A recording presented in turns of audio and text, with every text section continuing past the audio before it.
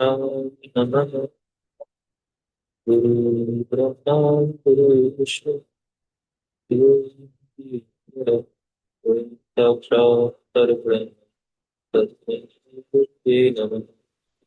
त्वमेव माता च पिता त्वमेव त्वमेव बन्धुः च सखा त्वमेव त्वमेव विद्या द्रविणं त्वमेव त्वमेव सर्वं मम देव। यहाँ से 10वां अध्याय प्रारंभ होता है। इस अध्याय में भगवान शिव का त्रिपुर पर संधान करना, गणेश जी का विघ्न उपस्थित करना, आकाशवाणी द्वारा बोधित होने पर भगवान शिव के द्वारा विघ्न नाशक गणेश जी का पूजन, अभिजीत मुहूर्त में तीनों पुरों का एकत्र होना और भगवान शिव के द्वारा बाणाग्नि से संपूर्ण त्रिपुर को भस्म करना, मय दानव के बचे रहने का वर्णन किया गया है। श्री सनत कुमार बोले कि हे व्यास जी, इसके बाद महादेव शंभु संपूर्ण सामग्रियों से युक्त हो उस रथ पर बैठकर दैत्य के संपूर्ण त्रिपुर को दग्ध करने के लिए उद्यत हुए। उस रथ के शीघ्र उस रथ के शीघ्र स्थान पर स्थित हो वे धनुष को चढ़ाकर उस पर उत्तम बाण संधान कर अत्यंत अद्भुत प्रत्यालीन आसन में स्थित होकर दृढ़ दृढ़ मुष्टि में धनुष को पकड़कर अपनी दृष्टि में दृष्टि डालकर निश्चल हो 100,000 वर्ष पर्यंत वहां स्थित रहे। उस समय वे गणेश जी उन शिव जी के अंग के पर स्थित हो निरंतर उन्हें पीड़ित करने लगे, जिससे उनके लक्ष्य में त्रिपुर दिखाई ना पड़े। तब उंचकेश, विरूपाक्ष तथा धनुष बाणधारी भगवान शंकर ने यह अत्यंत मनोहर आकाशवाणी सुनी।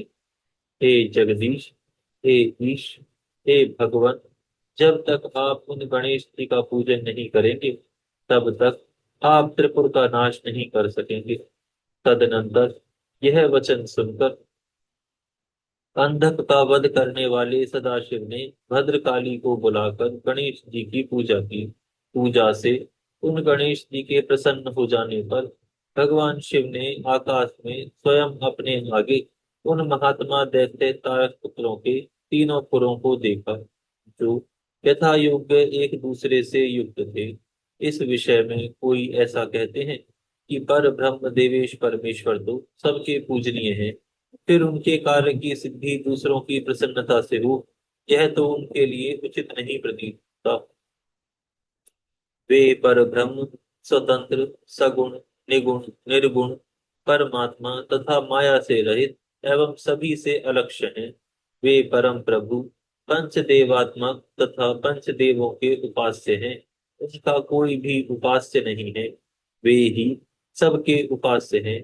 अथवा हे मुने, सबको वर देने वाले उन देवादिदेव महेश्वर की लीला से सभी चरित्र संभव हैं। जब महादेव जी भगवान गणेश जी का पूजन कर स्थित हो गए, उसी समय वे तीनों पुर शीघ्र ही एक में मिल गए। हे मुने, इस प्रकार त्रिपुर के एक साथ मिल जाने पर देवताओं तथा महात्माओं को बड़ी प्रसन्नता हुई।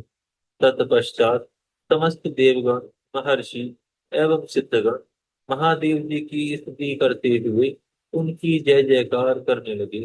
इसके बाद जगतपति ब्रह्मा तथा विष्णु जी ने कहा कि हे महेश्वर, अब इन दैत्य तारक पुत्रों के वध कार्य का समय उपस्थित हो गया है।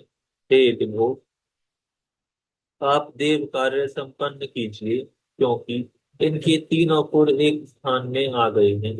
हे देवेश, जब तक ये पुर एक दूसरे से अलग नहीं होते तब तक आप बाण छोड़िए और त्रिपुर को भस्म कर दीजिए।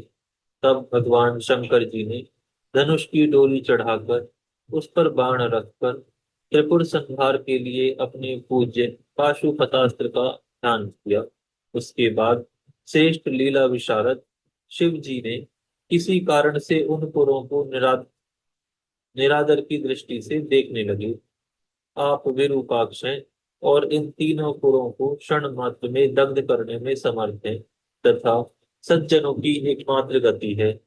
यद्यपि आप देवेश्वर अपनी दृष्टि मात्र से तीनों लोगों को भस्म करने में समर्थ हैं, किंतु हम लोगों के यश को बढ़ाने के लिए आप इन पर अपना बाण छोड़िए।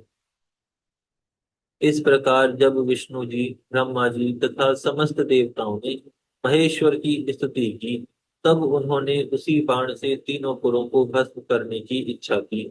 उन शिव जी ने अभिजीत मुहूर्त में उस अद्भुत धनुष को खींचकर उसकी प्रत्यंचा की टंकार से अद्भुत दुस्सह शब्द करके और उन असुरों को अपना नाम सुनाकर तथा उन्हें ललकारते हुए करोड़ों सूर्यों के समान दीप्यमान बाण छोड़ा।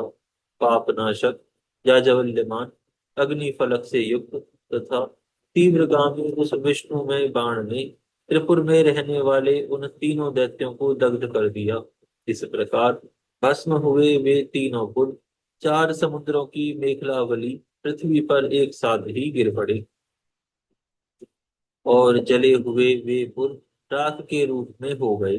भगवान शिव की पूजा में व्यतिक्रम के कारण सैकड़ों दैत्य हाहाकार करते हुए उस बाण की अग्नि से भस्म हो गए। जब भाइयों के सहित तारकाक्ष भस्म होने लगा, तब उसने अपने प्रभु भक्त वत्सल भगवान सदाशिव का स्मरण किया। महादेव जी की ओर देखकर परम भक्ति से युक्त होकर वह नाना प्रकार के विलाप करता हुआ मन ही मन उनसे कहने लगा। तारकाक्ष बोला, हे भव, मैंने जान लिया है कि आप हमारे ऊपर प्रसन्न हैं। आपने इस सत्य के प्रभाव से आप पुनः भाइयों सहित हमें कब जलाएंगे? हे भगवान, हम लोगों ने वह दुर्लभ वस्तु प्राप्त की है जो देवताओं और असुरों के लिए भी अप्राप्य है। हमारी बुद्धि जन जन्मांतर में आपकी भक्ति से भावित रहे। हे मुने, ऐसा कहते हुए उन दैत्यों को शिव जी की आज्ञा से अग्नि ने अद्भुत रीति से जलाकर राख कर दिया। हे व्यास जी, उस अग्नि ने अन्य बालक तथा वृद्ध दानवों को भी शिव जी की आज्ञा से शीघ्र ही जलाकर राख कर दिया। जिस प्रकार कल्पांत में जगत भस्म हो जाता है, उसी प्रकार उस अग्नि ने वहां जो भी स्त्री पुरुष वाहन आदि थे, उन सभी को जला दिया। बहुत सी श्रेष्ठ स्त्रियां गले में बुझाएं डालने लगी, अपने पतियों को छोड़कर भस्म हो गईं। सोई हुई, प्रमर्द और रतिश्रांत स्त्रियां भी भस्म हो गईं। कोई आधी जलकर चेतना में आ आकर बारंबार मोह से मूर्छित हो जाती थी। कोई अति सूक्ष्म भी ऐसी वस्तु शेष न बची जो त्रिपुर की अग्नि से भस्म न हुई हो। केवल एक अविनाशी विश्वकर्मा मय दानव को छोड़कर स्थावर तथा जंगम कोई भी बिना जले ना बचा। वह देवताओं के विरोधी नहीं थे, विपत्ति काल में भी महेश का शरणागत भक्त थे और शिव जी के तेज से रक्षित थे। चाहे दैत्य हो, चाहे अन्य प्राणी हो, भावाभाव की अवस्था में तथा कृत अकृत काल में महेश्वर के शरणागत होने पर उनका नाशकारक पतन नहीं होता है। इसीलिए सत्पुरुषों को ध्यान पूर्वक इस प्रकार का यत्न करना चाहिए जिससे भक्ति बढ़े। निंदा से लोक का क्षय होता है, अतः उस कर्म को कभी नहीं करना चाहिए। पुरुष को कभी ऐसा कार्य नहीं करना चाहिए जिससे उन त्रिपुरों जैसा संयोग उपस्थित हो। क्या ही उत्तम बात होती कि प्रारब्ध से सभी का मन शिव जी में लगता। उस समय भी जो दैत्य बांधवों सहित शिव पूजन में तत्पर थे, वे सब शिव पूजा के प्रभाव से गणों के अधिपति हो गए। यहाँ पर यह अध्याय पूर्ण होता है। यहाँ से 11वां अध्याय प्रारंभ होता है। इस अध्याय में त्रिपुरदहा के अनंतर भगवान शिव के रौद्र रूप से भयभीत देवताओं द्वारा उनकी स्तुति तथा उनसे भक्ति का वरदान प्राप्त करने का वर्णन किया गया है। श्री व्यास जी बोले, हे ब्रह्मपुत्र, हे महाप्राज्ञ, आप धन्य हैं। हे शैव श्रेष्ठ, त्रिपुर के जल जाने पर सभी देवताओं ने क्या किया? दाह से रहित मैं कहाँ गया? वे यतिगण कहाँ गए? यदि शिव जी की कथा से संबंधित अन्य कुछ हो तो वह सब कुछ मुझे बताइए। श्री सूत जी बोले, व्यास जी के इस वचन को सुनकर ब्रह्मा जी के पुत्र भगवान सनत कुमार भगवान शिव के चरण युगल का स्मरण करते हुए कहने लगे। श्री सनत कुमार बोले, हे महाबुद्धे, हे पराशर पुत्र ऋषि व्यास, अब आप लोक लीला का अनुसरण करने वाले महेश्वर के सर्व पाप नाशक चरित्र को सुनिए। महेश्वर के द्वारा दैत्यों से परिपूर्ण समस्त त्रिपुर के दग्ध कर दिए जाने पर वे देवता विशेष रूप से आश्चर्यचकित हुए। उस समय भगवान इंद्र, भगवान विष्णु सहित सभी देवता महातेजस्वी रुद्र को देखकर आश्चर्य में पड़ गए और कुछ भी नहीं बोले। अत्यंत भयंकर रौद्र रूप वाले, दसों दिशाओं को प्रज्वलित करते हुए, करोड़ों सूर्यों के समान तथा प्रलय अग्नि सदृश महादेव को तथा देवी पार्वती को देखकर सभी देवगण भयभीत हो गए और सिर झुकाकर खड़े हो गए। तब श्रेष्ठ ऋषिगण देव सेना को इस प्रकार भयभीत देखकर कुछ भी नहीं बोले और वे भगवान शिव को प्रणाम कर चारों ओर खड़े रहे। तब शंकर जी के रूप को देखकर डरे हुए ब्रह्मा जी भी प्रसन्न चित्त होकर सावधान हो देवताओं तथा भयभीत भगवान विष्णु के साथ देवी पार्वती सहित भक्त आधीन देवादेव भव हर त्रिपुरारी महेश्वर की स्तुति करने लगे। ब्रह्मा जी बोले, हे देव, हे महादेव, हे भक्तानुग्रह कारक, हे सर्वदेव हितकारी परमेश्वर, आप प्रसन्न होइए। हे जगतपते, प्रसन्न होइए। हे आनंददायक, प्रसन्न होइए। हे प्रभु शंकर, हे स्वामी, प्रसन्न होइए। हे परमेश्वर, प्रसन्न होइए। Sorry। जीवों के उद्धार करता आप ओंकार को नमस्कार है। हे सर्वदेवेश, त्रिपुर का विनाश करने वाले हे महेश्वर, आप प्रसन्न होइए। हे प्रणत प्रिय, हे प्रभु शंकर, अनेक नामों से वाच्य आप देव को नमस्कार है। हे प्रकृति एवं पुरुष से पर आप निर्गुण को नमस्कार है। निर्विकार, नित्य, नित्य तृप्त, प्रकाशमान, निरंजन, दिव्य तथा त्रिगुण रूप आपको प्रणाम है। सगुण रूपधारी आपको नमस्कार है। स्व स्वर्गेश, सदाशिव, शांत, पिनाकधारी तथा महेश्वर आपको नमस्कार है। सर्वज्ञ, शरण देने वाले, सद्योजात, वामदेव, रुद्र एवं आप्य पुरुष आपको नमस्कार है। अघोर, सुसेव्य, भक्ताधीन, ईशान, वरेण्य यानी श्रेष्ठ एवं भक्तों को आनंद देने वाले आपको नमस्कार है।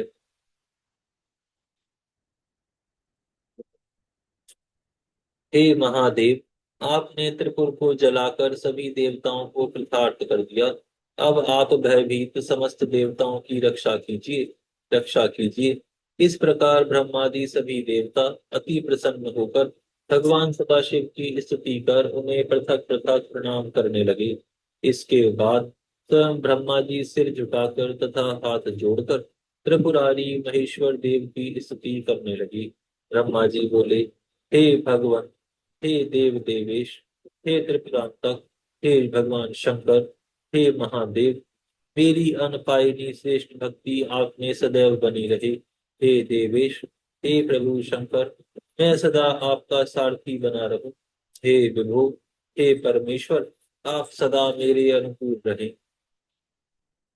श्री सनत कुमार बोले, इस प्रकार उदार बुद्धि वाले ब्रह्मा जी कंधा झुकाए हुए हाथ जोड़कर विनम्र हो भक्त वत्सल भगवान शिव जी की स्तुति कर चुप हो गए। इसके बाद भगवान विष्णु ने भी हाथ जोड़कर महेश्वर को प्रणाम करके उनकी स्तुति की।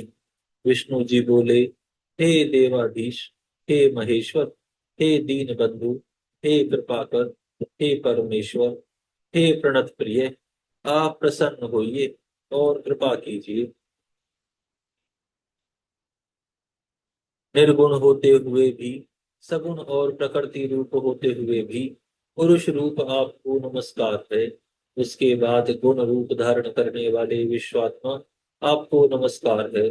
विश्वात्मा, भक्त प्रिय, शांत स्वरूप तथा परमात्मा शिव को नमस्कार है। सदाशिव, रुद्र एवं जगतपति को नमस्कार है। आप में आज से मेरी भक्ति दृढ़ होकर निरंतर बढ़ती रहे। श्री सनत कुमार बोले, ऐसा कहकर महाशिव भक्त भगवान विष्णु मौन हो गए।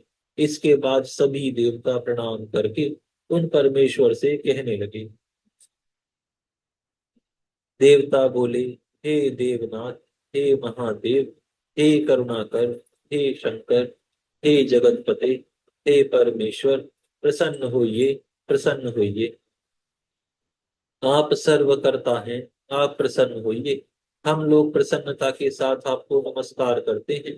आप में हमारी अविनाशी दृढ़ भक्ति सदा बनी रहे। सनत कुमार बोले, इस प्रकार ब्रह्मा विष्णु तथा देवताओं के द्वारा स्तुति किए जाने पर लोक कल्याणकर्ता शंकर जी ने प्रसन्न चित्त होकर कहा। शंकर जी बोले, हे विधे, हे विष्णु, हे देवताओं, मैं विशेष रूप से प्रसन्न हूँ। आप लोग अच्छी तरह विचार कर अपने मनोवांछित वर को बतलाएं। श्री सनत कुमार बोले, हे मुनि श्रेष्ठ, शिव जी के द्वारा कहे गए वचन को सुनकर सभी देवता प्रसन्न मन से कहने लगे। सभी देवता बोले, हे भगवान, हे देव देवेश, यदि आप प्रसन्न हैं और यदि आपको हमें वर देना ही है, तो हम देवताओं को अपना दास समझकर यह वर दीजिए कि हे देव श्रेष्ठ, जब जब देवताओं पर विपत्ति पड़े, तब तब आप प्रकट होकर सदा दुख का निवारण करें।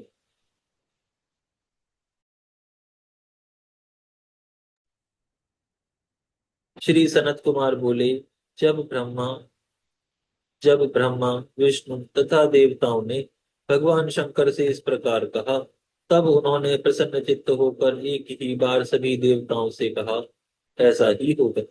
हे देवगणों, मैं इन स्तोत्रों से प्रसन्न हूँ। इनका पाठ करने वालों तथा सुनने वालों को मैं निश्चित रूप से सर्वदा लोक में परम अभिष्ट वर देता रहूंगा।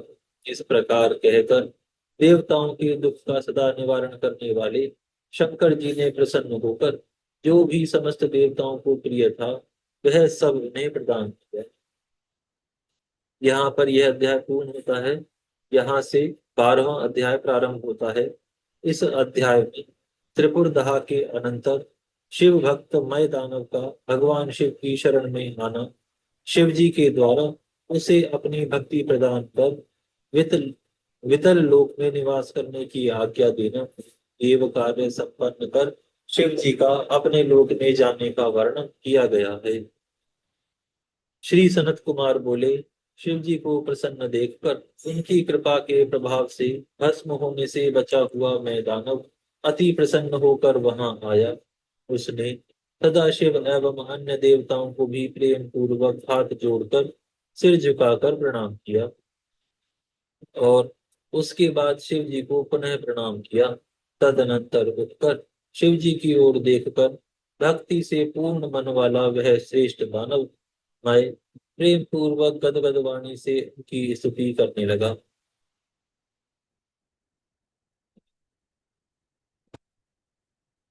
मैं बोला, हे देव देव, हे महादेव, हे भक्त वत्सल, हे शंकर, आप कल्प वृक्ष स्वरूप हैं तथा सभी पक्षों से रहित हैं।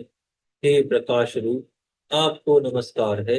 हे विश्व रूप, आपको नमस्कार है। आप पवित्र आत्माओं को बार बार नमस्कार है। आप पवित्र करने वालों को बार बार नमस्कार है।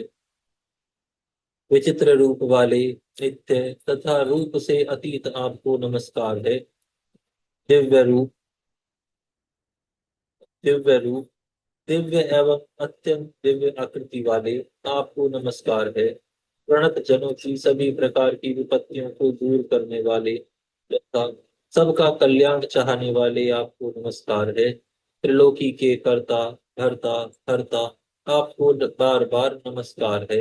हे शिवाकांत, हे शिवेश्वर, भक्तों को भक्ति से प्राप्त होने वाले, कृपा करने वाले तथा तपस्या का उत्तम फल देने वाले, आपको प्रणाम है।